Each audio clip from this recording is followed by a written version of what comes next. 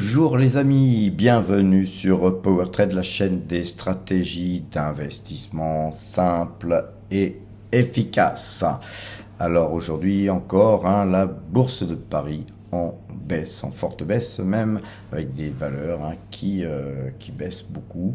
Eh bien, c'est bien normal, nos algorithmes sont vendeurs depuis déjà quelques temps. Nous avons aussi la moyenne de jours, 12 jours qui est orienté à la baisse. Nous avons un double top. Tout est fait pour que le marché baisse. En plus, il y a des raisons. Il y a de fortes raisons d'ailleurs que ces marchés continuent d'ailleurs à baisser. On va aller voir ça graphiquement tout à l'heure. Notre portefeuille, eh bien, il s'érode, bien sûr, puisque nous sommes quand même encore fortement investis, malgré que nous ayons 210 134 euros d'espèces, 17,31% de notre portefeuille en espèces, et le reste investi. Donc forcément, notre portefeuille, eh bien, il s'érode. Nous gagnons néanmoins 7%. Tout juste depuis le début de l'année, c'est 79 376 euros qui sont engrangés. Globalement, depuis les plus hauts, nous reperdons pratiquement 50 000 euros sur nos gains que nous avions fait depuis le début de l'année. Donc vous voyez que il faut savoir aussi encaisser, les amis. Gagner de l'argent, c'est aussi parfois en reperdre un petit peu, ça va, mais quand on commence à avoir des variations de 50 000 euros sur son portefeuille, eh bien, il faut avoir quand même le cœur accroché, et puis il faut avoir aussi confiance en ce que l'on fait. Alors, nous avons aussi, aujourd'hui j'ai proposé sur le groupe, des parrainages uniquement pour le groupe, des parrainages qui se feraient entre nous, c'est-à-dire que Pierre parrainera Paul, Paul qui parrainera Jacques, Jacques qui parrainera Albert, et ainsi de suite. Donc tout le monde pourra bénéficier d'une prime de parrainage, bien sûr, en faisant partie d'une liste que je mets en place et que je vais gérer. Donc j'ai déjà ouvert ma boîte email PowerTrade, contact PowerTrade, et là j'ai vu qu'il y avait déjà beaucoup de messages. Je vous répondrai, vous inquiétez pas, mais là je suis vraiment débordé en ce moment avec justement notamment la construction du site. C'est pas la construction puisque le site est déjà construit, mais l'élaboration de plusieurs fonctionnalités que nous allons implémenter dans le site. Donc ces fonctionnalités, bien sûr, seront réservées aux Power Traders Premium. Voilà, mais vous inquiétez pas, les gens qui ne seront pas abonnés à PowerTrade Premium, vous bénéficierez toujours de mes vidéos du soir, et c'est pour certains amplement suffisant, les amis. Voilà, donc globalement, n'oubliez pas, voilà, je vais vous répondre. Et puis pour ceux qui sont toujours pas inscrits à PowerTrade Premium, eh bien allez-y, puisque vous voyez que ne serait-ce que cette petite astuce de auto-parrainage vous payera votre tout simplement votre adhésion. Et puis ensuite, il y a beaucoup de choses qui vont arriver, et voilà, donc patience, les amis. En ce moment je suis complètement débordé, mais complètement aussi pris par justement cette nouvelle aventure qui commence à PowerTrade. Concernant le portefeuille débutant, eh bien, il se porte bien, lui aussi, bien sûr qu'il a morflé aussi, puisqu'il a aussi du Total Energy qui baisse bien aujourd'hui. On va aller voir les graphiques, mais ce portefeuille gagne 144,77%. C'est 2880 euros de gagné depuis le début de l'année, avec donc un portefeuille qui se monte à 4869 euros. Voilà, c'est un portefeuille qui est composé de 4 valeurs: Total Energy, Alphabet, Alibaba et Pfizer. Dès qu'on a des espèces suffisamment sur le compte, eh bien nous réinvestissons ces espèces dans les actions. Donc globalement, les espèces, pour nous, on les gagne avec des YouTube AdSense et des primes de parrainage, grâce à vous toutes et vous tous, les amis, et ça nous permet effectivement ensuite de vous montrer que ce portefeuille débutant, eh bien, vous voyez qu'il était parti de zéro il y a 22 mois. Et puis aujourd'hui, voilà, on est pratiquement à 5 000 euros. Donc vous voyez que les primes de parrainage, les AdSense, ça peut tout simplement être des économies que vous faites sur vos salaires ou autres, peu importe, mais vous êtes capable de monter un portefeuille de ce genre depuis zéro. Voilà, donc prime de parrainage pour ceux qui le souhaitent pour ouvrir un compte, qui vous seront versés par soit Boursorama, soit Fortuneo, soit de Giro. Voilà les amis, ne repoussez pas à demain ce que vous pouvez faire aujourd'hui. Et puis aussi peut-être profiter d'ouvrir un compte pendant que justement les marchés baissent. Il y a des opportunités qui vont commencer à devenir intéressantes. Alors regardons le CAC 40, le CAC 40 qui a une figure en double top. On le voit là ici, on avait ces deux cercles que j'ai entourés. J'avais entouré les tops et visiblement je ne m'étais pas trompé puisque nous avons un double top qui était en formation mais qui en fait a cassé sa ligne de coup. Sa ligne de coup étant cassée, eh bien c'était 7899. Eh bien, l'objectif maintenant, c'est le gap. On a un gap ici à 7681. Donc voilà, je pense que l'objectif, il est là et il est très proche. Les amis, on n'est plus très loin. Vu la bougie d'aujourd'hui qui avale complètement la bougie d'hier. Et je vous l'avais dit, c'est pas parce qu'on a une bougie verte ou on a eu une remontée des cours que effectivement les cours allaient continuer à monter. Quand on a une remontée comme ça, après un gap énormissime comme on avait eu hier, eh bien évidemment, c'est uniquement de la reprise technique. C'est uniquement de la reprise technique. C'est-à-dire que tous ceux qui avaient vendu ici, eh bien, quand ça a commencé à remonter, il y a eu des stops qui se sont déclenchés et puis tous ceux qui ont vendu ont souhaité prendre des bénéfices, quitte à se replacer vendeur le lendemain un peu plus haut. C'est ce qui d'ailleurs s'est passé puisque le marché aujourd'hui a ouvert en hausse. Par contre, petit à petit, le marché a dégueulé et puis là, on a vraiment un avalement de la bougie de la veille sur une configuration qui est particulièrement très baissière. Autre point intéressant, c'est que on avait ici un canal baissier. Et bien aujourd'hui, eh bien on a cassé hier, on l'avait cassé, mais on était revenu dedans. Mais aujourd'hui, on l'a cassé et on est donc à l'extérieur de ce canal baissier, mais cassé vers le bas. Donc quand on casse un canal baissier par le bas, c'est d'autant plus inquiétant, les amis. Alors évidemment, il y a la bande Bollinger, il y a tout un tas de facteurs techniques qui font qu'il y a toujours des petites reprises techniques ici ou là. Mais j'ai tendance à dire, les amis, ne prenez pas de risques inconsidérés pour essayer de gagner 3 francs 6 sous. Mieux s'asseoir sur ses mains, attendre patiemment et puis taper quand vraiment on est sûr de sonner son adversaire. Et là, les amis, acheter dans une configuration pareille est particulièrement dangereux. Pourquoi les marchés baissent fortement? Eh bien, tout simplement parce que vous avez certainement suivi les informations. Il va y avoir une cohabitation très certainement. En tout cas, moi, j'en suis convaincu. On n'est jamais sûr de rien. Les élections, il faut les attendre pour en être certain. Il faut attendre les résultats pour en être certain. Par contre, voilà, je pense que les Français en ont marre depuis des années effectivement, de filer les clés de la maison à droite et puis à gauche. Les gens de droite font des politiques de gauche et les gens de gauche font parfois des politiques de droite. Mais en tout cas, de ce que je vois, la politique est très peu différente entre la droite et la gauche.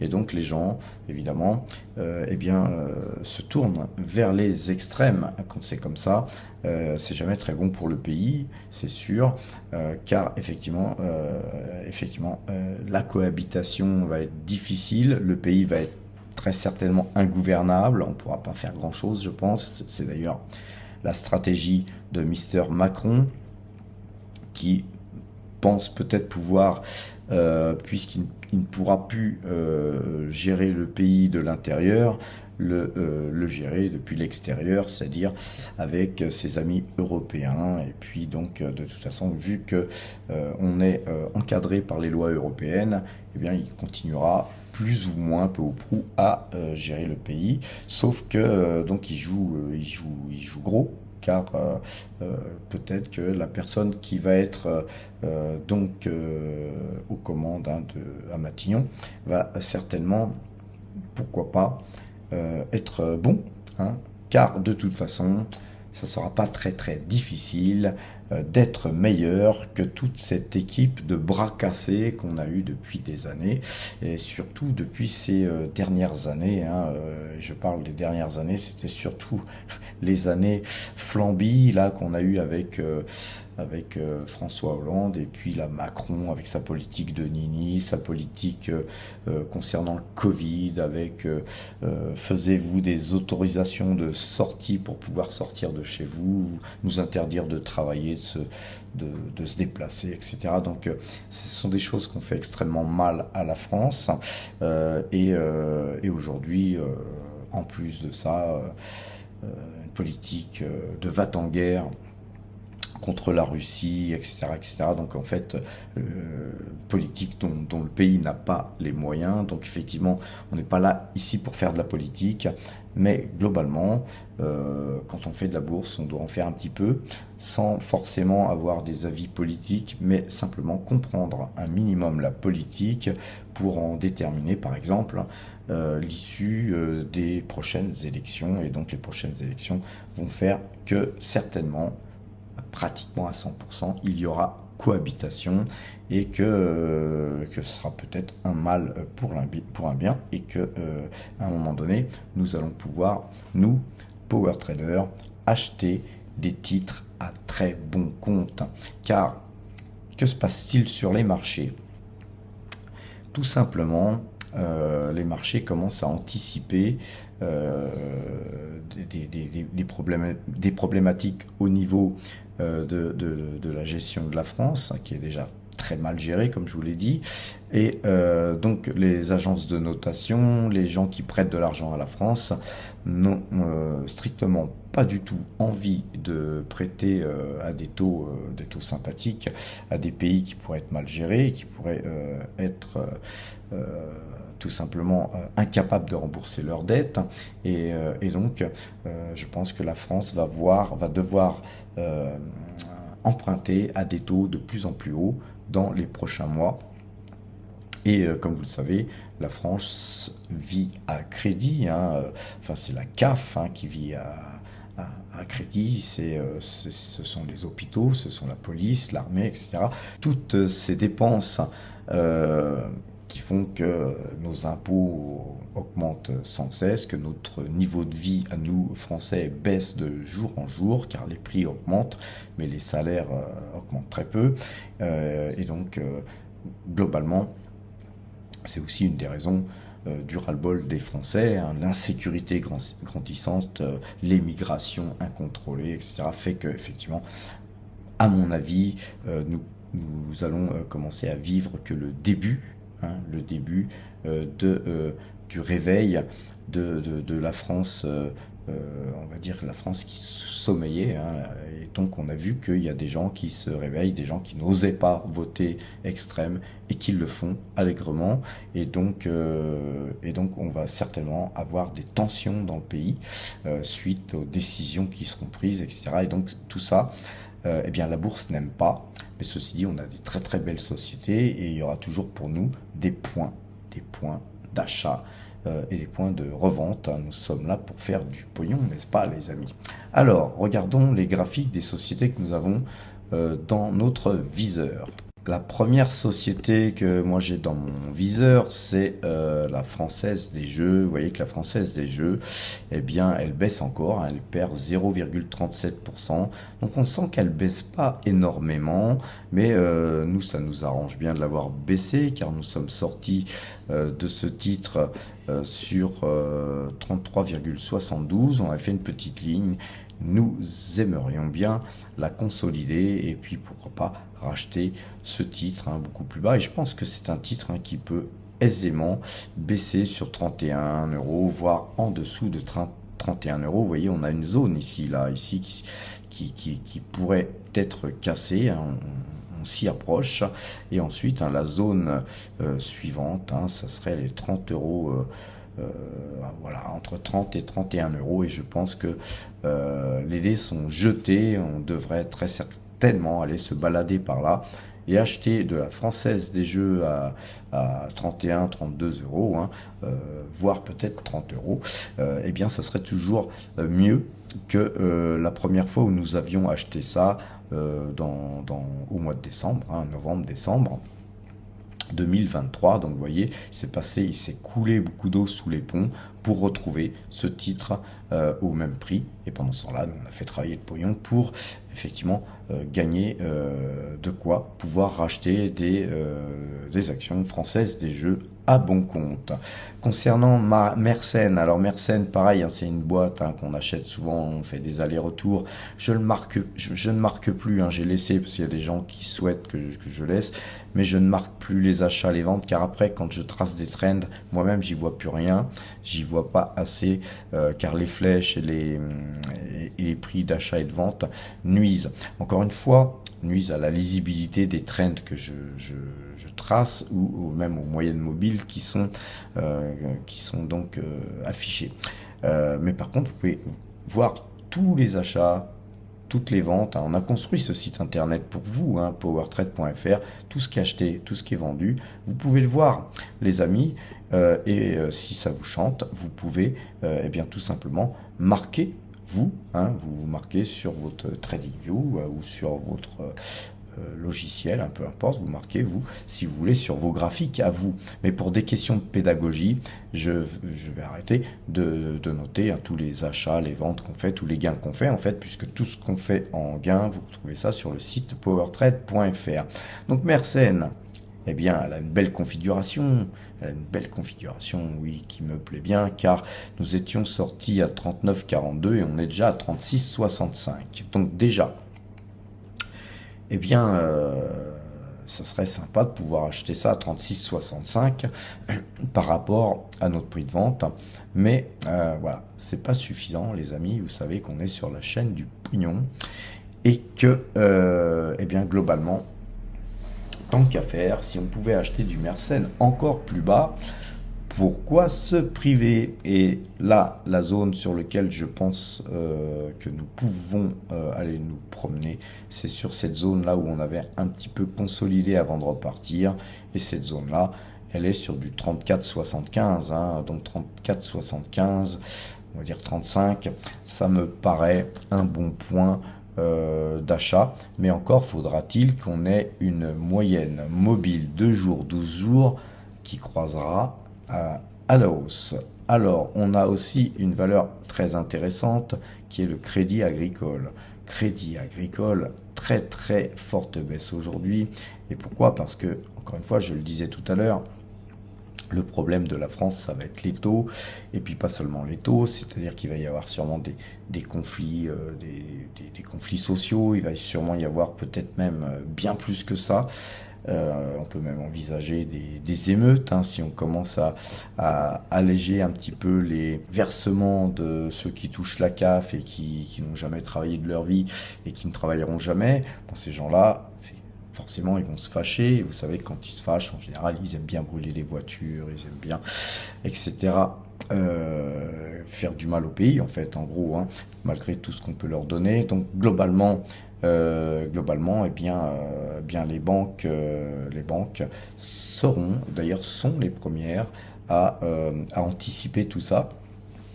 Car si les taux montent, effectivement, si les taux montent pour la France, eh bien pour la banque, ça serait pas forcément dans le même sens que les taux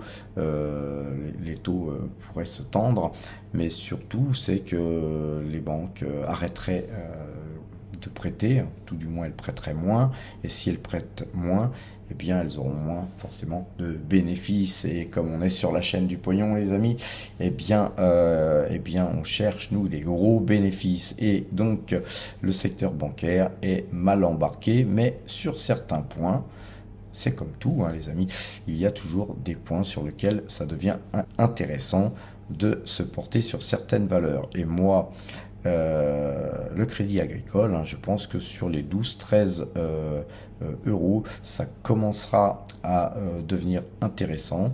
Mais globalement, je pense que du 11 euros me paraît vraiment un point où on peut aller. Donc attendons tout simplement, avant de se précipiter, les amis. Il faut s'asseoir sur ses mains, on ne fait rien tant que nos algorithmes sont vendeurs. Et nos algorithmes, vous savez qu'on les donne tous les matins, même parfois le soir, donc avant l'ouverture du marché, en tout cas, de façon à vous dire comment le marché est orienté et comment ce marché pourrait changer de sens grâce à nos algos. Eh bien, nous observons un point, et quand ce point est touché, eh bien, nous coupons et tournons nos positions, ou nous commençons, plutôt que de vendre des titres, à les acheter.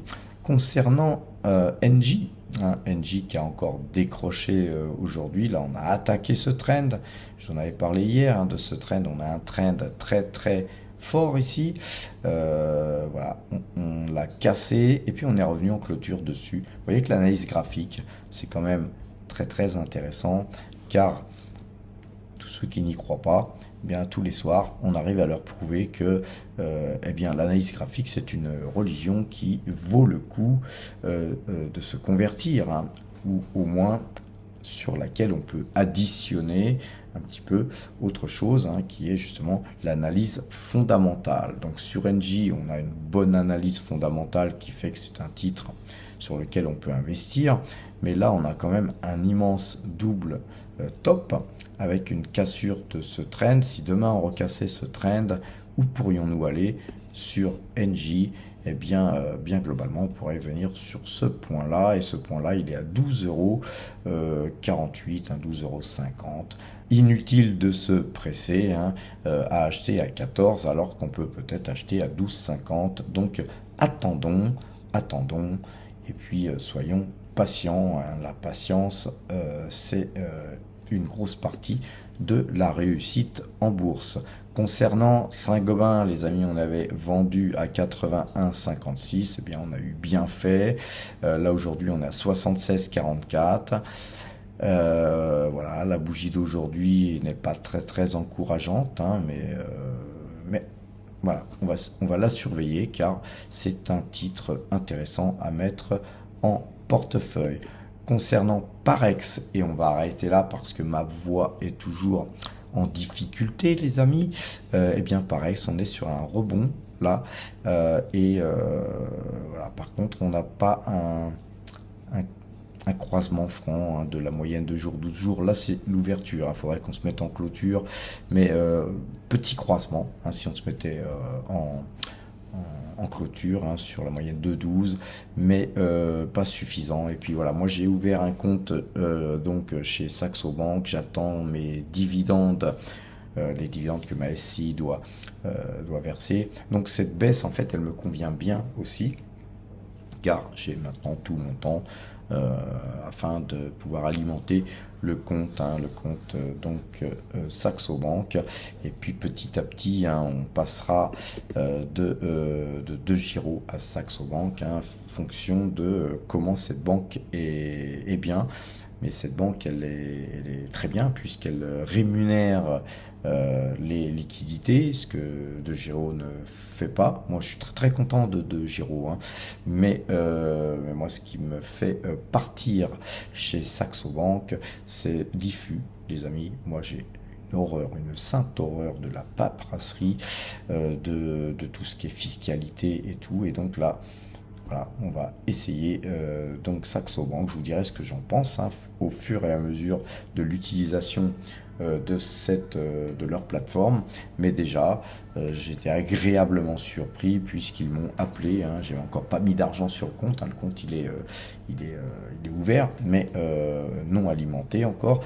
Mais voilà, des gens qu'on peut appeler, puisque je les ai appelés ce matin parce que j'avais fait un virement qui a été refusé, car j'ai fait un virement de ma SCI. Alors, il faut savoir, les amis, que si vous ouvrez un compte chez Saxo, ne faites pas un virement depuis un compte qui ne porte pas votre nom, par exemple une SCI ou une autre société qui serait à vous, mais faites un virement donc d'abord sur votre compte perso et ensuite de votre compte perso sur Saxo, car sinon si le nom, votre nom du titulaire du compte Saxo ne correspond pas avec le virement du compte qui a fait le virement, eh bien vous aurez un refus et l'argent retournera d'où elle vient, et donc c'est du temps perdu. Donc voilà, j'ai appris quelque chose aujourd'hui, donc demain je vais m'attacher à faire un nouveau virement sur mon compte donc perso pour ensuite alimenter Saxo, les amis. Donc voilà les amis, je vais vous souhaiter une bonne fin de soirée, portez-vous bien et à demain.